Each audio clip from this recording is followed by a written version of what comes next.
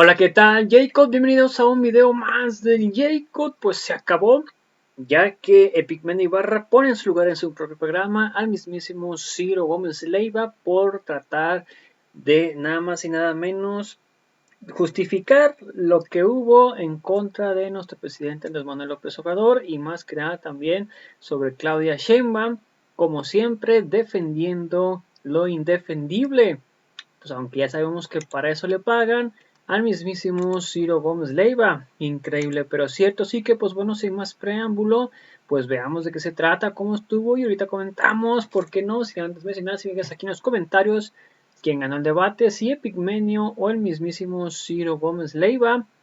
Así que, pues bueno, sin más preámbulo, pues veamos de qué se trata, cómo estuvo y ahorita comentamos, ¿por qué no?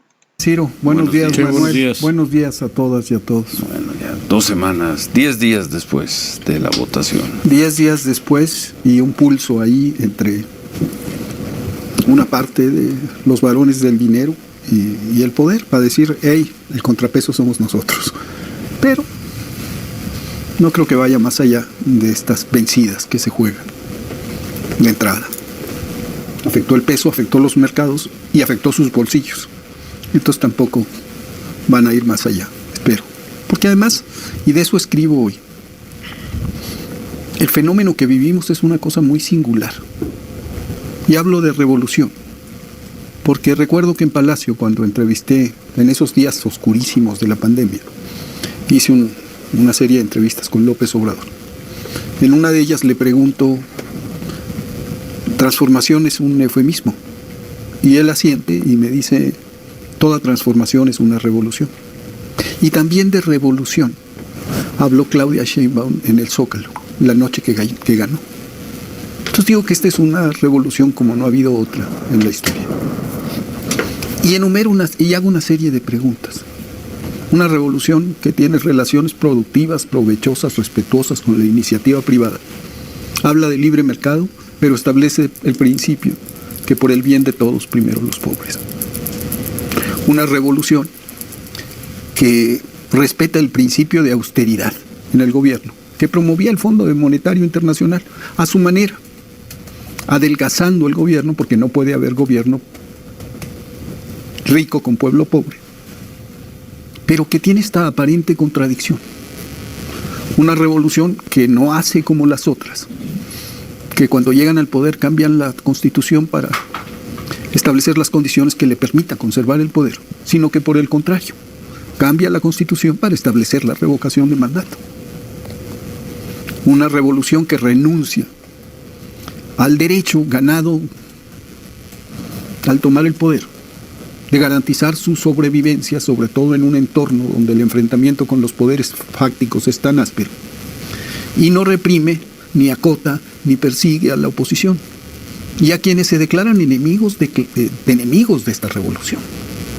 Les permite decir, hacer, organizarse y manifestarse como quieran. Una revolución que tiene una confrontación abierta con la prensa, pero que no coopta, no compra, no censura a nadie. Una revolución que se abre a quienes quieran sumarse al movimiento y no establece esos criterios rígidos que suelen producirse en las revoluciones, donde se lanzan anatemas y se excluye a los que no son puros y duros. Y una revolución, a fin de cuentas, en la que no tienes que ser marxista, obrero, estudiante, campesino, sino en la que basta con ser decente para ser revolucionario. Una revolución, digo, que escapa a la comprensión tanto de las izquierdas como de las derechas en el mundo, que todavía no le dan el golpe a este proceso, que es, digo yo, único en la historia, y que es inédito y extraordinario y establece nuevas categorías. Leo las columnas estas 2 semanas. Lees muchas columnas, ¿no? Pues sí, reviso muchas cosas. Reviso muchas cosas porque pues me interesa lo que pasa en el país y quiero saber qué están pensando pues aquellos que se consideran los líderes de opinión más influyentes, las grandes figuras de la radio, el cine y la televisión. Y veo que están muy mareados, que siguen hablando de, por ejemplo, la gran especulación es cuándo se va a producir, como se produjo entre Zedillo y Salinas de Gortari, la ruptura. Y miden las horas y dicen, si no es mañana, será pasado mañana. ¿Pero para qué lees eso? Y luego leen Tú tienes una visión muy clara y además muy convencida. ¿Por qué? Me sorprende que leas. No, todo porque eso. es importante estar informado, sí. Y porque es importante medirle el pulso a los medios. Y hablan, por ejemplo, de cosas tan... Por ejemplo, la reforma judicial. Evidente la división entre Claudia y el presidente por los tiempos de la reforma. Y Claudia ayer sale y dice, perdón, en todos los mítines de mi campaña hablé de la reforma judicial. En todos los mítines de mi campaña. Es un principio que yo sustento y apoyo. Entonces, hay como una visión poco profunda de lo que estamos viviendo. Y termino con la cita en una discusión. Un intelectual muy respetado, no voy a decir su nombre, me dijo, mira Epigmenio, cuando yo hablaba de esto, la realidad es que México va en el cabuz de la revolución de América Latina. ¿Eso te lo dijo después del 2 de julio? No, antes del 2 de julio. Yo le dije, perdón, ¿cómo por qué? Y entonces me enumeró Lula, Chávez, Evo. Y le dije, mira, y le puse un ejemplo.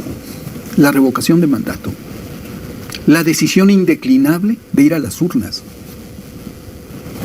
de no cambiar la Constitución, cosa que hacen todas las revoluciones, porque tienen derecho a existir y porque viven en un entorno hostil y toman medidas represivas para subsistir.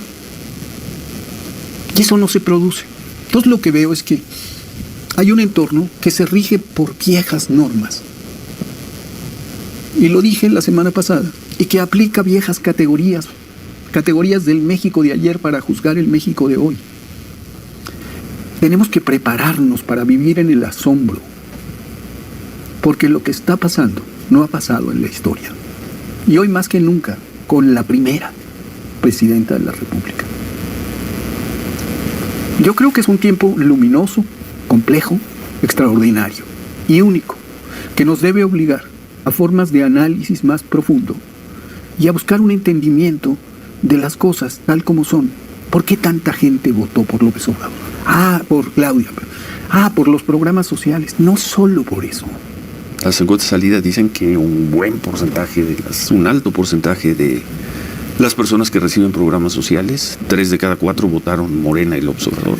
Es distinto decir, las personas que reciben programas sociales votaron por López Obrador. 3 de cada 4. Por Claudia, votaron por eso. ¿Por qué? Bueno. Porque esas personas que están en esa circunstancia son los históricamente excluidos. Bueno, a ver, la dejamos ahí, retomamos en ese punto. Son las 8:20. Muchas gracias a todas las personas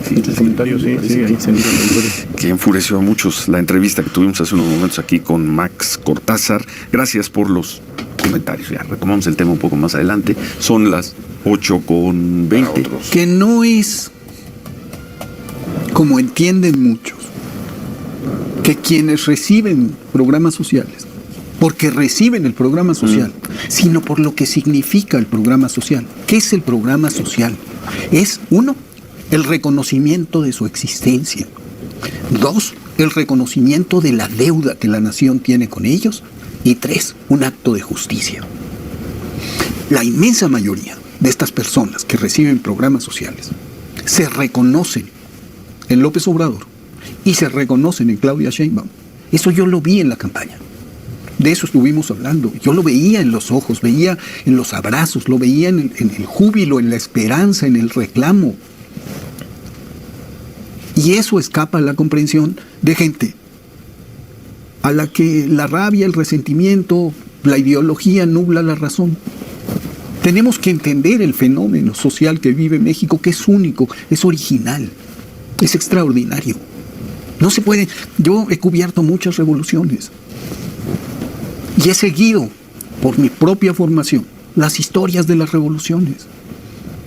Y digo, esta no se parece a ninguna, pero es una revolución profundísima, radical, que habla del libre mercado y que dice por el bien de todos, primero los pobres, que no expropia la iniciativa privada, ni siquiera los empresarios que la atacan ferozmente, que no toman medidas coercitivas,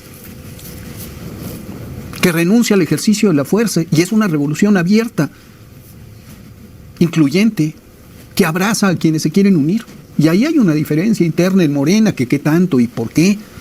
Y López Obrador siempre sostiene, y lo dice Claudia en una reflexión que hace en la campaña, es tan atractivo el movimiento, tan poderoso, tan vasto, que mucha gente se quiere sumar, porque entienden. Y a veces no lo entienden, pero lo sienten. Entonces, de eso hablo, esas preguntas me hago, y digo que México es la locomotora en este mundo que se inclina peligrosamente a la derecha. Con Milei en Argentina, con el gobierno peruano, con la derecha en Europa. México es la locomotora de un movimiento de transformación, es un mensaje a las izquierdas del mundo para decirles, si quieres cambiar tu país, tienes que cambiar tú. Los moldes de las viejas revoluciones hay que transformarlos. Y creo que Claudia va a llevar más allá el discurso de López Obrador. Cuando López Obrador es tan enfático diciendo es que tú eres lo mejor que le ha pasado a México, y diciendo es mucho más inteligente que yo, hay muchos analistas que no entienden que ese mensaje es genuino, es real, es un reconocimiento real, porque la conoce, porque llevan 25 años luchando juntos. Entonces no le impuso, porque en esta revolución son las encuestas y son las urnas. Y la noción de vanguardia tradicional de las revoluciones no existe. No hay ese grupo ilustrado que conduce, que jala al pueblo. La vanguardia. No, es una cosa extraña. Estamos ante lo inédito, hay que celebrarlo y hay que esforzarse en comprenderlo. Ya lo celebraron hace 10 días. No, hay que celebrarlo, pero hay que celebrarlo continuamente, porque vivir lo extraordinario, eso le faltaría. Mira, debo decir que vi en la entrada a Max Cortázar. Después de salir de aquí. ¿Lo conocías? No lo conocía. Y me tendió la mano y me dijo, no te conocía, me da mucho gusto conocerte. Los quiero felicitar, me dijo. ¿Aquí afuera? Aquí afuera. 20 minutos. Los quiero felicitar por su triunfo. Pasaron 4 meses duros, ya pasaron.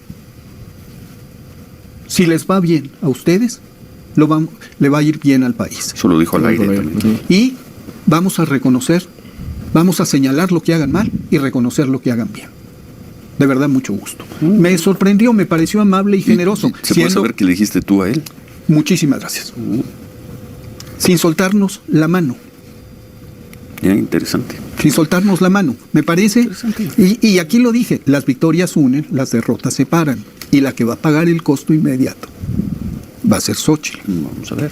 Y ya se lo empezaron a cobrar, por lo que dijo Marco Cortés, por lo que dijo Max Cortázar. Se están cobrando todos, todo. Vamos a ver quién queda ahí en pie. Oye, por cierto, nos contó, no sé si tú estabas cerca de Claudia Sheinbaum, en la medianoche del 2 de junio, los primeros minutos del 3, cómo fue la decisión que tomaron contra Marco Cortés, la decisión que tomó Xóchitl Gálvez de llamar a Claudia Sheinbaum. Y que fue una llamada, según nos dijo Max Cortázar, rápida y cordial con Claudia Sheinbaum. ¿Tú estabas por ahí? Me supe de la llamada. Sí, sí. Y supe que la reacción de Claudia fue muy amable y por tanto me imagino, después de cosas muy tensas, después de que salieron a reclamar victorias en un estado de euforia. A las 6 de la tarde, que a mí, no tan eufóricos, pero volvieron a salir a las 9. A mí me pareció que a las 6 de la tarde yo incluso lo sentí como una operación de desestabilización en marcha.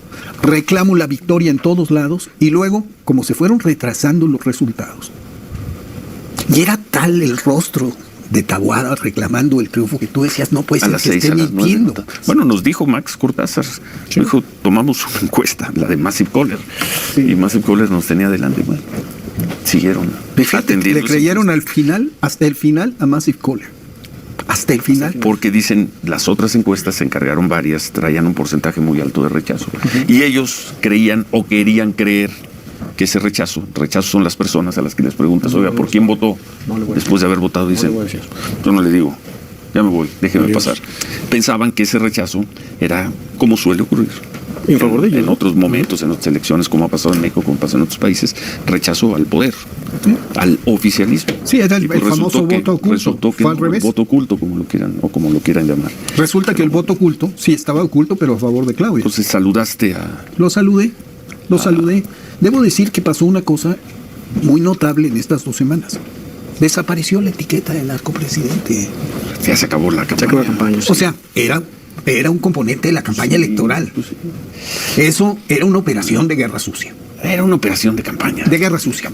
También del otro lado estarte diciendo que habría que evaluar los resultados, todo. No, perdón. Decirte narco está muy cañón. Decirte asesino está cañón. No. Decirte corrupto bueno, cuando eres corrupto, pues eso no sí, es... bueno. Sí. Vamos a pausa y concluimos este miércoles con Epigmenio Ibarra. Por cierto, hablando de las convivencias, a 12 de junio con una ola abrumadora de reconocimiento internacional para Claudia. Se reconoce y exultante. Todo el mundo celebra la elección de una mujer como presidenta de México y la continuidad de Claudia Sheinbaum. Revolucionario. Esto es inédito. Y lo hace tirios y troyanos. Bueno, hoy Max Cortázar. Que, también hay que decirlo, falta una dosis de autocrítica. No solo es que se separaron de la gente, es que utilizaron un discurso mañoso, el del miedo. Quisieron sembrar miedo y la gente les dio la espalda. El discurso, la calumnia, la infamia, las injurias, no funcionaron. No funcionó el miedo, funcionó la certeza, la serenidad de Claudia Sheinbaum y funcionó su cercanía con la gente. De eso sí habla Max Cortázar, porque dice que privilegiaron lo cupular.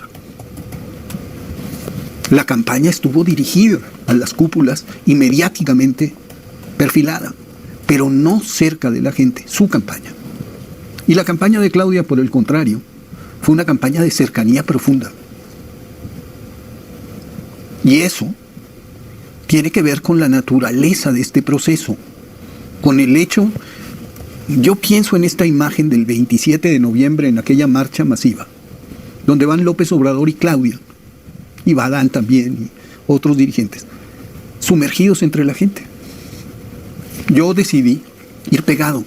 Hace 2 años, eso fue en el 22. Y decidí renunciar a los drones y a los puntos de vista altos para privilegiar la cercanía, para ver qué tan profundo era el fenómeno. Y lo que vi me dejó absolutamente alucinado. Me costó ver, quiero decir, porque todos eran empujones, manos, rostros, sudor, camisas desgarradas, zapatos perdidos. Una manita, y yo decía, y esa mano es la de López Obrador. Claudia casi cayéndose, arreglándose la cola de caballo. Pero me pareció la expresión más profunda de lo que es este movimiento, y eso hizo Claudia en todos los mítines. Se fue alargando el trayecto de su llegada al podio, y se fue alargando conforme pasaban las semanas. Su salida se alargaban a cuadras. Sí. Y ese contacto del que hablé aquí es el que yo decía, esto no lo he visto, esto no se ha visto. Esto nos habla de una contextura distinta, de una profundidad, de un proceso. Y creo que López Obrador logró una cosa extraordinaria, que la gente pensara que está sentada en Palacio Nacional, que en el despacho presidencial está siendo representada por primera vez. Entonces el discurso anticomunista, esta cosa del peligro para México, vamos a hacer Venezuela, se va a acabar la democracia, no tiene datos que se afinquen en la realidad. Entonces yo hago un llamado a que reflexionemos más a profundidad, a quienes han tomado posición en los diarios o en la academia, y que con honestidad sean autocríticos y digan, esto que está pasando no lo entendemos bien, y no lo reduzcan a explicaciones simplistas. Pues a ver qué dicen. En fin. Pero en todo caso hay que celebrar que la convivencia es posible. Nos queda la palabra. Y en este caso, no sabía, no lo vi, no sé en qué parte, fuera del estudio, se dio esta salud. A la entrada. A la entrada. Sí, a la entrada. Yo sí. Los elevadores. Afuerita, en la recepción. Sí. Y fue muy cordial. Y debo reconocerlo, porque pues fuimos adversarios recios. Nos dijimos hasta la despedida.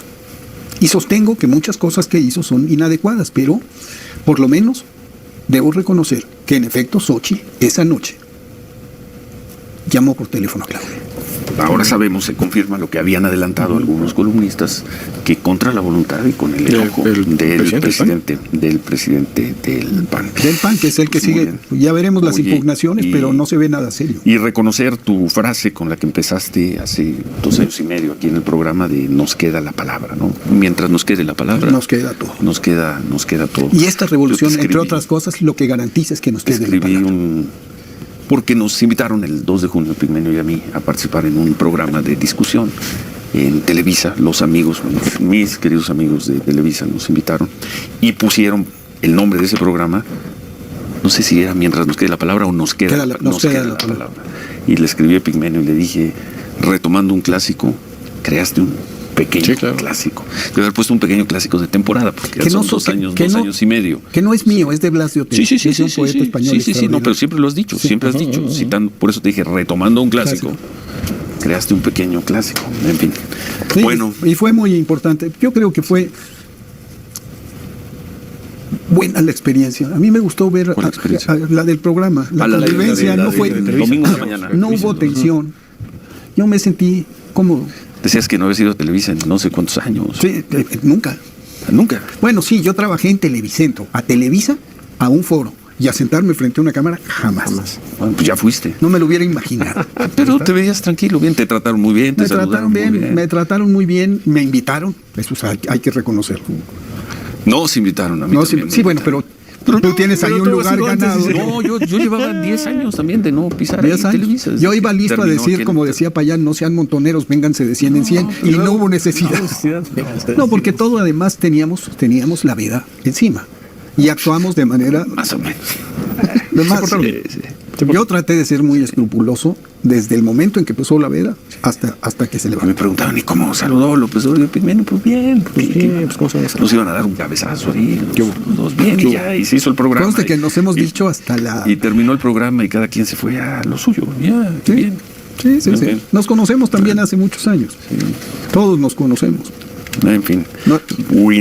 ¿Quién decía que no es que el mundo sea pequeño, es que lo que es pequeño es la pequeña burguesía? Somos poquitos. Tú eres de la pequeña burguesía, no digas eso al aire. Sí, pues eso. Hace mucho que no había pequeña burguesía. Sí. Bueno, gracias, Epigmenio. Gracias, Ciro, gracias, Manuel. Muchas gracias a todos y a todos. Nos vamos a...